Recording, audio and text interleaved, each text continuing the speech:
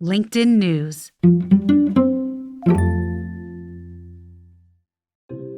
From the news team at LinkedIn, I'm Jessi Hempel, and this is Hello Monday. It's our show about the changing nature of work and how that work is changing us. There are people who know exactly what they hope to do in life, either because they have felt called to that work or maybe because it's expected of them. Then there are the rest of us, tripping forward, hoping to discover something that both lights us up and pays the bills. Today's guest has a wildly successful and fairly eclectic career. This is All Things Considered from NPR News. I'm Ari Shapiro. That's right, Ari Shapiro. Maybe you recognize his voice from the NPR show All Things Considered. Ari has co-hosted it since 2015. He's had a long career in radio. But did you also know about Ari that he's a member of the band Pink Martini? Now, his first performance with them, it was at the Hollywood Bowl. Just think about how large that venue is. When Ari finished college, much like me, he was kind of lost. Today, we're going to talk about his new memoir, Best Strangers in the World. And I want you to listen very carefully for the turning points in his career. The roles he chose, but also those he didn't. Ari may not have known what he wanted to do, but he always had a good sense of what's important to him, his values. And maybe that's actually a more critical skill, this ability to define your values. Here's Ari. I've always felt that if we approach our professional lives from a perspective of a narrow goal, like I want to be the CEO of fill in the blank company, then if we end up the CEO of any other company, we're going to think that we've failed. But if instead we approach it from a perspective of, I want to be in a role where I get to meet people. I want to be in a role where I'm of some good to society. I want to be in a role where I get to use my creativity and no 2 days are the same. Well, then there's literally an infinite number of positions, of jobs, of companies where we might be able to check those boxes and meet those goals. And so by taking a more open-ended approach, I think it's way scarier, it's way more uncertain. But the flip side of that is you might end up somewhere that is perfect that you never could have imagined. Yeah. Even in the period of time that we have gone through our adulthood, the idea of a career ladder has shifted so that at the beginning of our career journeys, we're roughly the same vintage. You could kind of think that if you chose most career paths, you could look around at the people who'd done it before you and get a sense of like what the next move should be. And in 2023, across the board, in almost every career, like all bets are off in terms of what your next move is. Yeah. And so that offers even more ammunition to the idea that being open-ended and being focused on these values as you articulate is actually probably, maybe it's scarier or maybe it's just really scary to figure out how work works right now. It probably is going to help you be more successful. I think dynamism and flexibility are like the two most important qualities no matter what you are doing in your career, unless you're a widget maker, because in the 20 years that I've been in journalism, there have been so many transformations. And I talk to people who are just graduating from college now, and they're like, it's this time of unbelievable upheaval, which is absolutely true. But at least in my life, I've never known a moment that was not a period of upheaval. Like upheaval is the only certainty. And if you go into this recognizing that and taking that as a given, then the skills that you're going to work on building are about flexibility and adaptability and nimbleness. And I realize, like, easy for me to say I've been at NPR my whole life, which is true, but I've done a lot of different things within NPR, and there have been a lot of iterations, and there have been many transformations even within NPR. And so more than learning a particular, programming language or fill in the blank, I think learning how to learn is the most useful skill set that anybody can bring to this sort of career process. And that becomes more important as you age and as you grow in your various careers. Important and also fun. Because the risk, I think, as you age and go through your career is that you just sort of get comfortable. And the terrifying thing about writing a book for the first time is that you know you're good at the thing you've been doing for 20 years. You don't know if you're good at this new thing. But the people I admire most are people who keep challenging themselves and keep pushing themselves out of their comfort zone and keep taking on things that they might fail at. even if they have built a reputation as a person who succeeds at the things that they do. Well, so let's go back to the beginning for a second. It sounded to me like in college you had a sense of yourself as somebody who is very involved in theater and acting and really liked that. But similar to the way that I realized that my creative writing degree was going to qualify me for a job that made about $12 a year, should I pursue it? I feel like you maybe had a similar moment around theater, right? Yeah, it was the night before the application for Juilliard was due. I was an undergrad at Yale. My friend Rachel Levy sat me down and she was like, let's do a thought exercise. You are one of the few people who actually succeeds as an actor. And at age fill in the blank, 55, you are never in one place for more than a few months. You're always auditioning to try to figure out what your next job is going to be. You have zero job security, and that's the best case scenario. Are you sure you want to do that? And do you want to go deeper into debt to try to get there? And I thought, you make a good point. And so Rachel and I each listed all of the things that we could potentially do. And we were both liberal arts majors. So, our skills, I don't want to say we had no skills because I actually think that's an unfair knock on liberal arts majors. Our skills were reading, writing, and thinking, which I think are actually very important. And if you want, we can get deeper into the value of a liberal arts degree. But I had my big list. It included everything from like working at Club Med to applying to the Peace Corps. She had her list, which included something at NPR. And I thought, oh, that's a good idea. I'll add that to my list. Right. And so I applied for an NPR internship. I got rejected. I went to work at the summer camp where I had been a counselor before in the mountains of Southern California. And while I was there at the summer camp, I found out that Nina Totenberg, NPR's legendary legal affairs correspondent, hires her own interns separate from the NPR internship program. So I applied to her and she gave me a job and I've never looked back. There are two things that I want to call out there. The first is that you started with a hearty rejection at the place where you now work. Oh, yeah. Every successful person has been rejected. This is a fact of life. Everyone should know that. I'm no exception. But then somehow you managed to parlay that into an acceptance to keep tapping until you tapped the right shoulder. And I think that takes a level of chutzpah and more than that courage, that it's easy to call courage after the fact, right? But when you're moving forward in your life, it requires a confidence, and confidence is hard to come by. Where did yours come from? The word I would use would be resilience. I think resilience is important because life includes setbacks, full stop. Every life, every person, no matter what sunbeam is shining down on you, no matter what skills you bring to the experience, life will include setbacks. And the question is how you deal with them when you encounter them. I often say to producers when I'm out reporting in the field, and I hope I'm allowed to use language here that I don't use on public radio, it's not the journalism, it's the bullshit. And what I mean when I say it's not the journalism, it's the bullshit is we all know how to go out and do reporting. What we don't know is what to do if when you're in the field, your flight to another country gets canceled. You, as I did on my last reporting trip, have an allergic reaction to your malaria medicine and need to seek medical care and have to cancel interviews. These unexpected things happen. You have setbacks, and the question is how you'll deal with them. And I think bouncing back from rejection is one of the most fundamental skills you can bring to a life. Yeah. Personally, professionally. And so I'm trying to think, where did that come from? I think my parents instilled it in me. I think some of it is just innate, a sense of grit and refusing to lie down and give up when that might be an option. Well, just to sort of sit in that idea for a second, Ari, I'm gay, you're gay. We've actually both written memoirs about our lives this past year.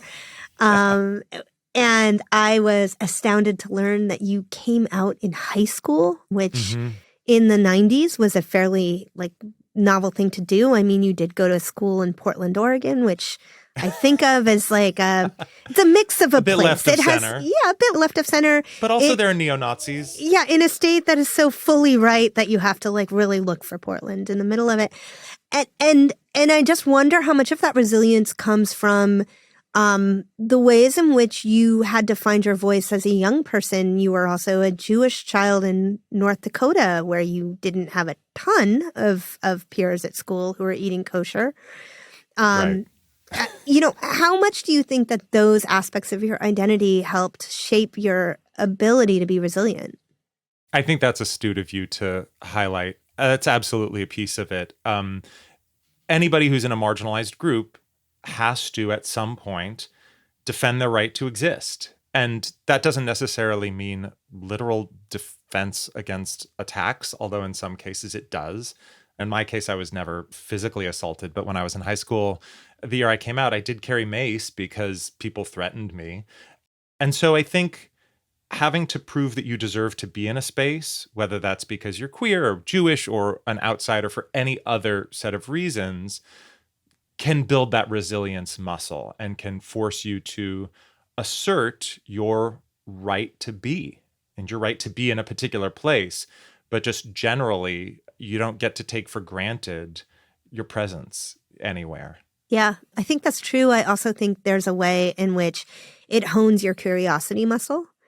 And this is true for anybody who doesn't exist in any category that is the category of privilege or dominance in a community. In order to get by, you have to deeply understand the community in which you exist. And so you have to pay attention, right? Absolutely. I think being in a marginalized group allows you to see the architecture of society in a way that might be invisible to the people who don't have to fight for their place in it. Like, not to really nerd out on you, but I was an English major at Yale, and I wrote my senior thesis on the evolution of the Gothic monster. So, like, the way that Dracula reflects the tropes of the aristocrat, the Jew, the foreigner, the homosexual, etc. And so today, I look at the way politicians use some of those same tropes and some of those same archetypes in legislation against drag or outlawing transgender treatment for minors. And I recognize those same themes and those same tools. And I think like seeing the mechanisms and the levers of society in that way is something that becomes more visible and a little bit easier to perceive when you are in some way on the outside looking in. That makes so much sense. And so it doesn't surprise me that you would excel in your early career as a journalist. Within NPR, you did a lot of different things. You covered the justice system and then the White House, and then you went to London and on and on and on. You also turned down a lot of different things. So I'd love to know what your filter is for when an opportunity is the right opportunity for you right now. Generally speaking, when I'm evaluating an opportunity, I want to know if it's going to be uncomfortable, which is a plus. Like, is this going to stretch and challenge me in new and different ways? Is this going to help me better understand the world and people? And also, am I going to enjoy it? Because we spend way, way, way too much of our time working not to enjoy it. Of course, I'm not going to enjoy every single minute, every single story. But on the whole, is this a job that I will look forward to doing is the most important question you can ask. Well, and then also, like, how long have I been doing the thing that I've been doing? And am I ready to move on from that? I was talking to my former colleague, Audie Cornish, who hosts All Things Considered for close to 10 years and now works for CNN. And we talked a lot about not just going from something, but going to something. Not just wanting to leave, but wanting to arrive. And I think that's a really important element too. If you're dissatisfied where you are, that's an important consideration. But you also want to know that you're excited about where you're going. We're going to take a quick break here. When we come back, we'll discuss a dimension of Ari's career that might surprise you.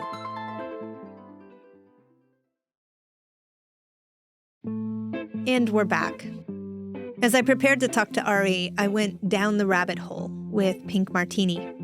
The band has been around since the mid-90s. It's released more than 10 albums. It tours to packed houses. You can hear the music in tons of movies and shows. They've performed with everyone from Rufus Wainwright to Gus Van Sant. Here, I just want you to listen to this song for a minute.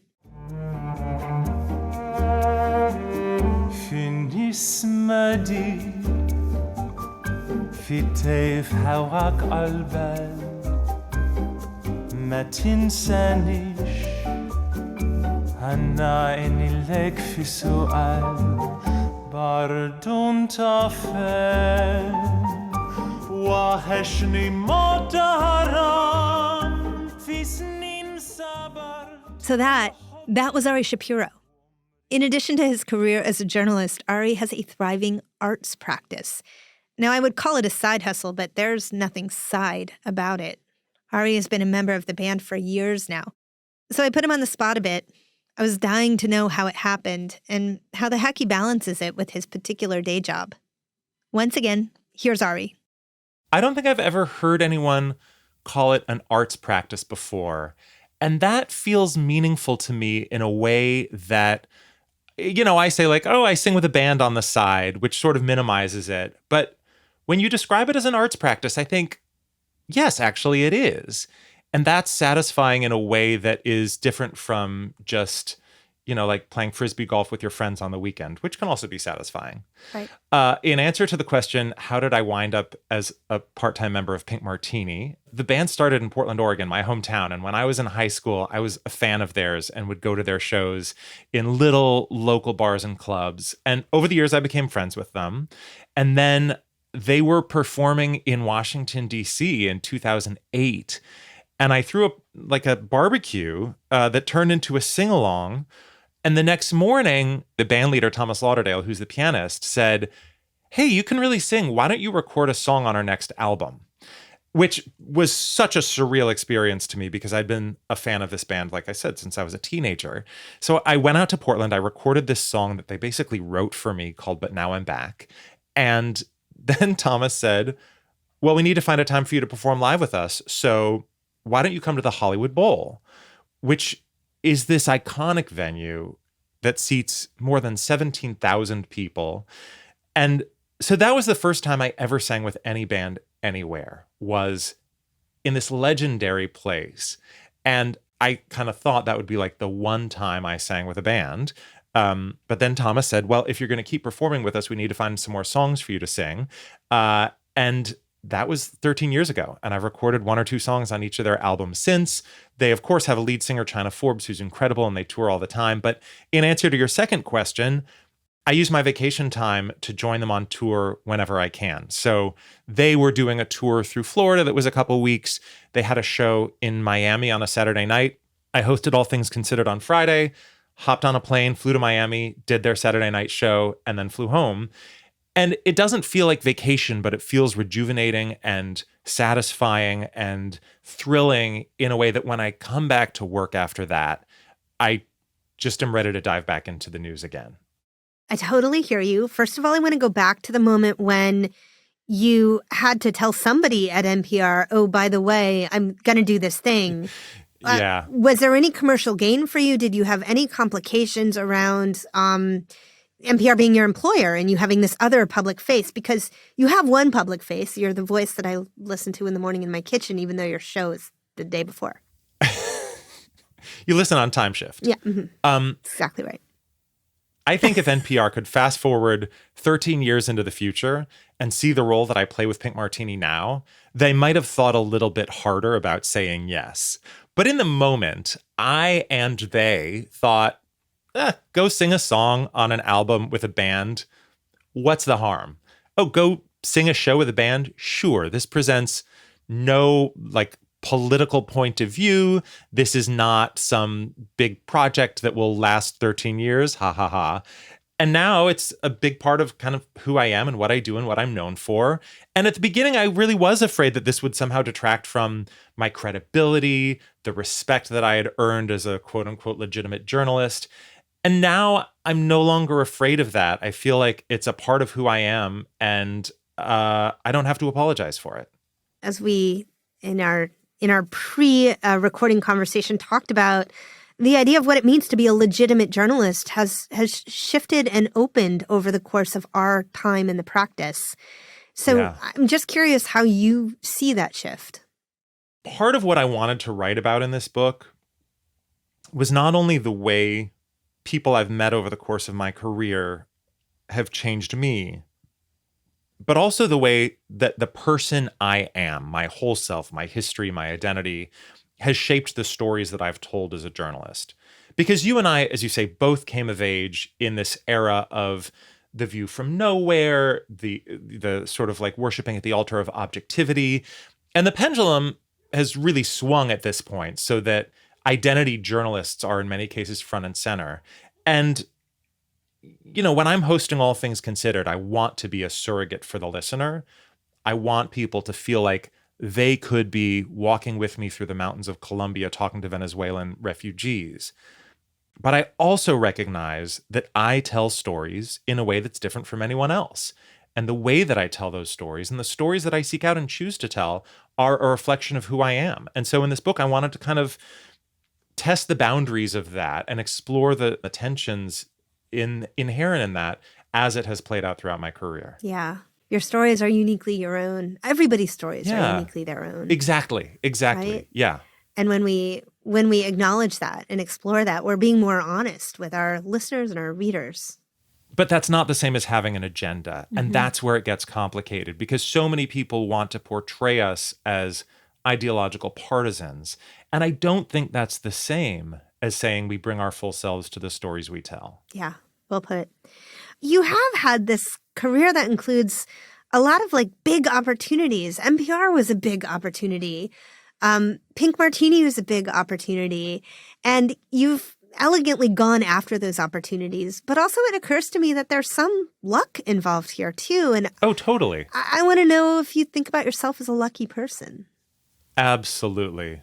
I feel so much gratitude for the life that I have. And at times I've really struggled with the idea of every year I do reporting projects that bring me face to face with people on the worst day of their lives, whether it's a mass shooting or a natural disaster or a refugee crisis or a war. And then I go home to this bubble of extraordinary privilege. And that's something that I've struggled with. What do I do with that? And how do I use the luck that I have, the privilege that I have, in a way that does justice to the lives and experiences of those who don't? And I don't have an easy, simple answer.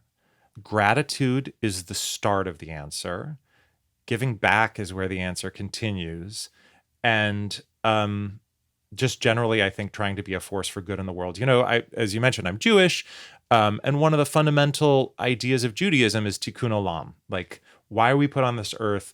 So that at the end of our lives, we've left the world better than we found it. Particularly because I do have that luck, that privilege, that quote unquote good life. I feel that obligation. And it's not a crushing weight. It's not a pressure that I live with every day, but it is a sense of let's try to leave the world better than we found it. I think so many people struggle with the tension between how they experience their own circumstances and how they experience the larger circumstances of the world. And when there's a gap in those experiences, how they live responsibly. And one thing I think, Ari, and this is conviction that comes not from people I've spoken to on the show, but from my own sense of living in the world, is that if you are born into a life that allows for it, it is your responsibility to experience as much joy as possible, that in your own private joy, also the world finds joy. Yes. And I think that's something about being queer too, that the history of queer people has been one in which we are told we have no right to exist. And not only do we exist in the face of it, but we thrive in the face of it, and we experience joy in the face of it. And I write about the transgender women of Indonesia in the last chapter of my book, and one woman in particular. And the guy who introduced me to them, it was a doctor who sort of works with this community, and he talked about one of the things he loves is the way that if they're being arrested for sex work or for, singing for tips or these other things that many of them do to survive, but that are technically illegal.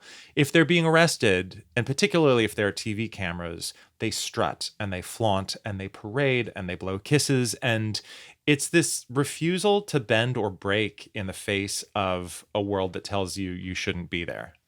Yeah. Yeah. That makes me think of my own stepfather who marched in Washington in 1987.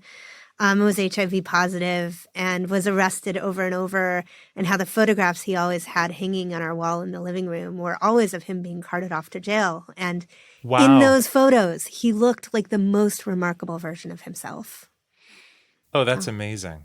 Okay, so Our theme for the year is this idea of pragmatic optimism, that in the face of so many terrible and challenging things happening all around us, it is our responsibility to find our way forward through optimism. And that isn't the pie-in-the-sky hopeful thinking, but in fact, informed optimism. And thinking about that a little bit, I want to ask you, do you consider yourself an optimist?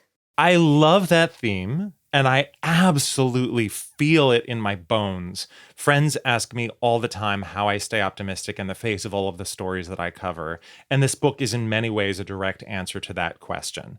I meet people who are bending the world to their will in the face of unbelievable adversity. This woman named Savannah Maramombe, who I met in Zimbabwe in between the Robert Mugabe regime and the current regime, Emerson Mnangagwa, she had been in exile in New York City because she was an activist. And if she returned, she could have been arrested or worse. And I met her when she was like marching in the streets of Harare, streaming live videos on social media, insisting that the city be cleaned up.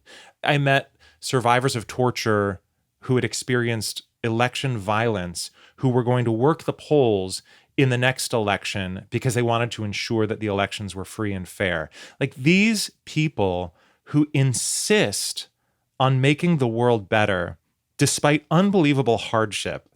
These are the people I carry with me. These are the people who I feel like I have no right to feel despair. I have no right to feel pessimism. If these people can be optimistic, if these people can sustain hope, if these people can keep doing the work, well, then I sure as hell can. Those people are like the reason I wanted to write this book, you know, the best strangers in the world. Like these are the people, when I say who I am has shaped the stories I tell, and the stories I've told have shaped the person I am, that's what I'm talking about. That was author, singer, and All Things Considered host Ari Shapiro. We'll link to all his endeavors, artistic and journalistic, in the show notes. I hope you'll check them out and read his new memoir. It's really good. And now for this week's quick tip. It's our new show segment. This one comes to us from Emily Sharp in a conversation that happened in Hello Monday's group on LinkedIn. If you're not part of that group, you should join us. There's a link in the show notes. Anyhow, Emily's been with us for a long time. She comes to office hours, and someone in the group mentioned being nervous to speak up about something at work. Well, Emily gave an example from her own life. She described a time in her own career, she is an academic, when she didn't understand some text and needed clarification. Now, as an academic, for Emily, intellect, it's her currency in her profession, right? She kind of felt nervous to ask the author, what would the author think of her? But she did it anyways. And sure enough, the author wrote back, answered her question, and she got on about her work. She writes, "Ask, even if it makes you lay awake, worried and doubting yourself at night. After you ask a few times, it will get a bit easier, or you'll get a bit more used to being uncomfortable. Either way, you'll get better at it." I love that advice. I love anything that pushes us to be braver about being uncomfortable. I have to believe that that is where all growth lies. Now, we're collecting more quick tips, and this week we have a question. I'm going to post it in our group. I'll share it here. How do you know whether to take a new job that moves you into a new industry? Email us your thoughts and advice to hellomonday@linkedin.com or jump in the group and let's talk about it. And join us at office hours. We'll convene each week as we do at 3 p.m. Eastern, right on the LinkedIn news page. If you need help finding us, send an email to hellomonday@linkedin.com. Each week, I sit down with a couple of listeners to learn more about you. These conversations have been so fun. If you are up for talking to me, if you listen to the show every week, or if you just listen occasionally, I would love to talk to you. So let me know. And now, Hello Monday is a production of LinkedIn News. Sarah Storm produces our show. It's engineered by Asaf Gidron. Our theme music was composed just for us by the mysterious Breakmaster Cylinder. Rafa Faria, Lolia Briggs, Wallace Truesdale, Kanaya Rogers, and Michaela Greer help us leave our world a better place with every episode. Enrique Montalvo is our executive producer. Dave Pond is head of news production. Courtney Coop is head of original programming. Dan Roth is the editor-in-chief of LinkedIn. Now, this episode is for all the listeners cultivating their own dedicated arts practices, but especially Rachel Druckenmiller and Andrea Lee. I'm Jessi Hempel. We'll be back next Monday. Thanks for listening.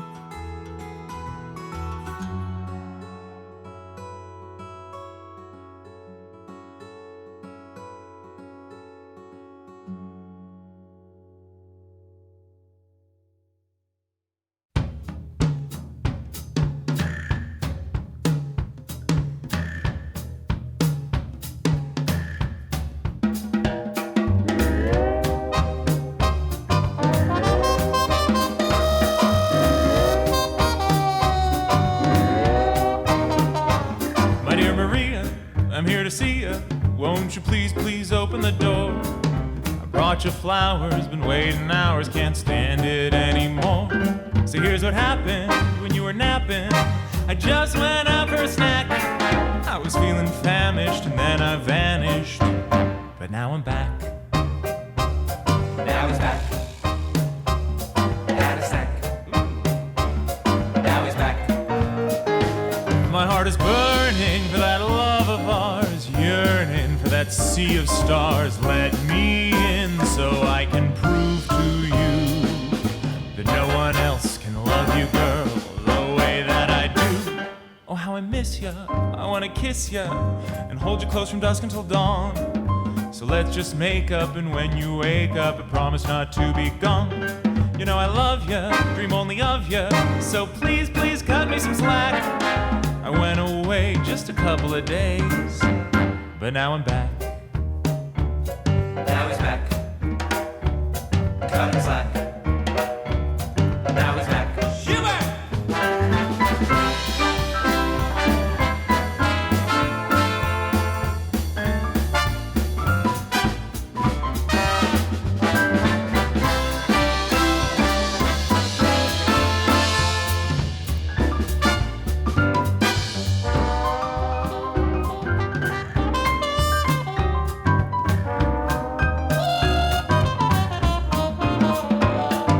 Baby, I guess that maybe you're still a little angry with me, but it's getting late and my boys are waiting. Gotta get something to eat. Better go now, hope you know now I love you, that is a fact. Gotta hurry, but don't you worry, baby, 'cause I'll be back.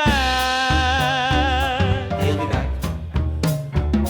It's a fact. Trust me, baby. He'll be back. This time I mean it. The guys are waiting in the car. I gotta go. He'll be back. Hey, It's a fact. you don't have any cash, do you? Don't attack. You know, just a 20 or something? It's a fact. Look, if you don't want to see me, you can slip it under the He'll door. be back. It's a fact. Can I get you anything? He'll be back. I'll be back. It's a fact. You'll see. He'll be back.